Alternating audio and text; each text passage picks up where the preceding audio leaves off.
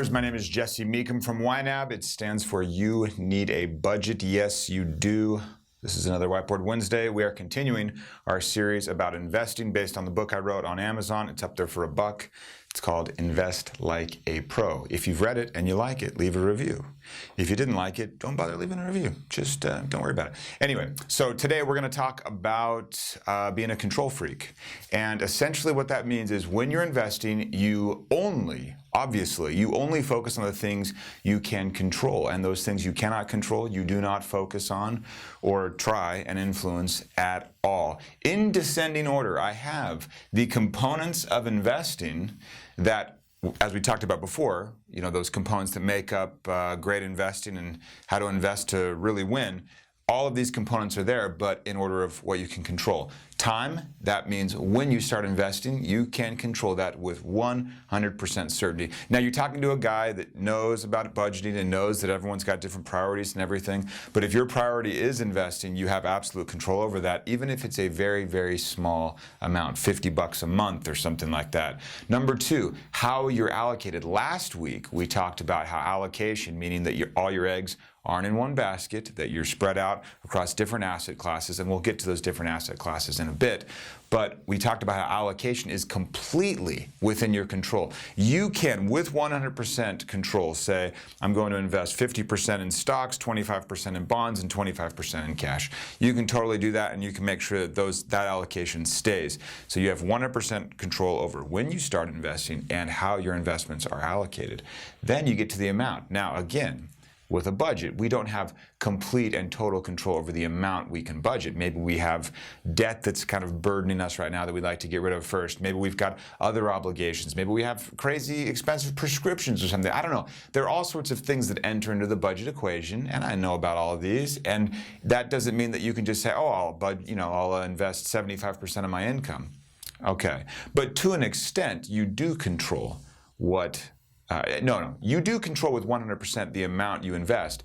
It just may be that that amount can only be so much. Now, can you do more than zero? Undoubtedly, 99.9% of you listening to this video can most definitely invest more than zero and get started, bringing you back to time, that you start right away. Finally, we get to, as far as being a control freak, your return on investment. And we know that the return on investment is a big component of your investment performance overall.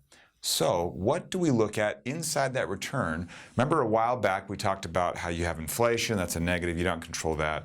You've got taxes, you've got investment costs, all those things that hamper your rate of return. You have a lot of control over the costs. You can elect to choose to invest in funds that are far, far less expensive than equivalent funds that simply charge more for no good reason. That happens all the time. You can choose to roll your own instead of paying an advisor that is essentially doing what I would be telling you to do now anyway, which is investing based on your risk profile and allocating a certain way and then letting things sit. A lot of advisors will manage the money, and in that way they're perhaps not providing the value that you're looking for.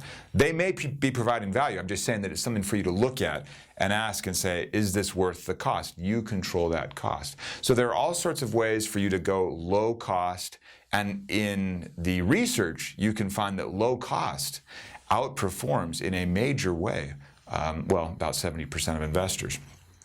Finally, you can, and we talked about this already up here, but allocation is a big part of your rate of return, and you have 100% control over allocation. What about taxes? Do we control taxes? Can we control what Congress decides to do with taxes? No. I mean, yeah, you can vote and all of that, but not directly. You cannot control directly how the taxes will influence you.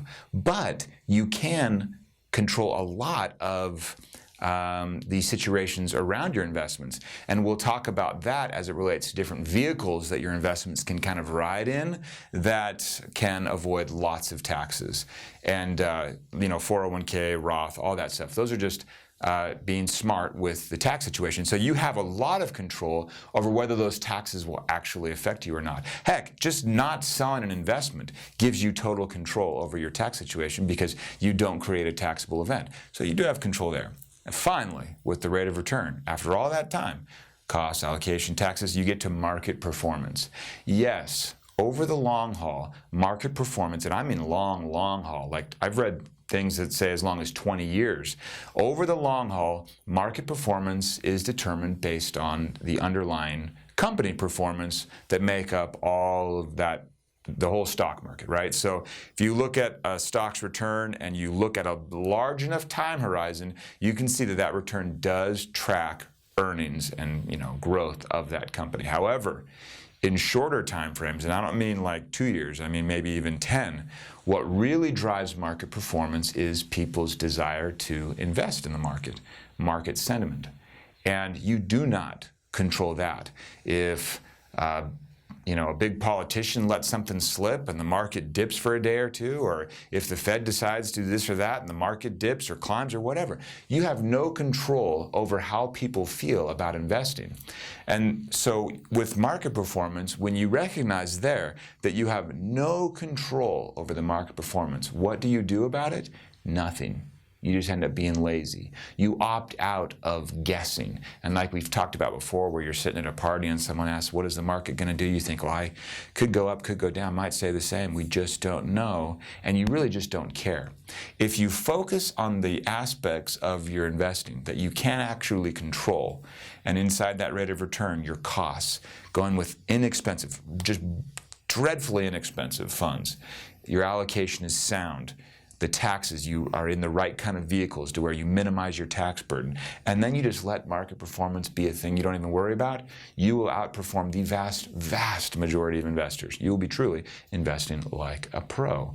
I will see you guys next week as we move into another, basically another stage of investing. We'll get more into asset classes and what those mean. So if you're liking this, leave a comment below. If you have any questions or if I've created more confusion, leave a comment below and I will try and address those in a future episode. I will see you guys later.